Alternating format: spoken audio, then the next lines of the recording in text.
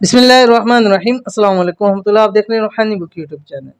सुबह शाम सिर्फ एक तस्वीर, हर मुश्किल आसान होगी, दौलत ही दौलत होगी, बदनसीबी के ताले खुल जाएंगे।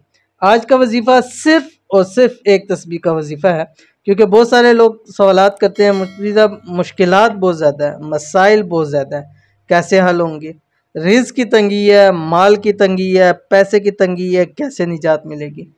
बदनसीबी हैं, नसीब नहीं खुलते हैं, किस्मत नहीं चमकती है, मुकद्दर सोए हुए हैं, कैसे जाग जाएंगे।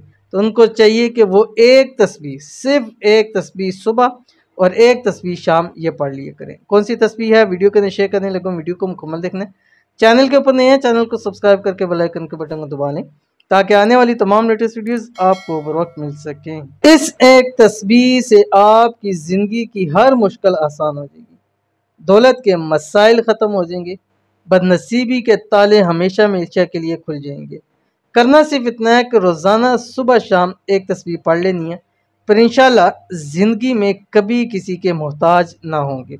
एक तस्बीह का वजीफ़ा कौन सी तस्बीह है वो पहले देख लीजिए, फिर मैं आपको मज़ीद इसकी तफसील बताता हूँ। आपकी स्क्रीन के ऊपर आ रहा है, बिस्मिल्लाहिर्रहमानिर्रहीम, बियदिकल खैर इन्नका अला कुल्लि शैइन क़दीर। अव्वल आखिर आपने 3 मरतबा दुरूशी पढ़ना है, ठीक है।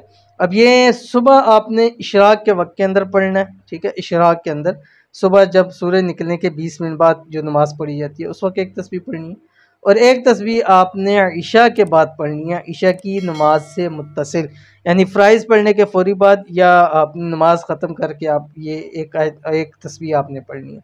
चंद दिन पढ़ें, मुश्किलात भी ख़त्म हो जाएंगी, दौलत भी मिल जाएगी, नसीब भी खुल जाएंगे, किस्मत भी चमक जाएगी, सोए हुए मुकद्दर भी जाग जाएंगे। बहुत ही ख़ास अमल है, ज़रूर कीजिएगा, इंशाल्लाह फ़ायदा होगा। मिलते हैं नेक्स्ट वीडियो के अंदर, तब तक के लिए अल्लाह हाफ़िज़।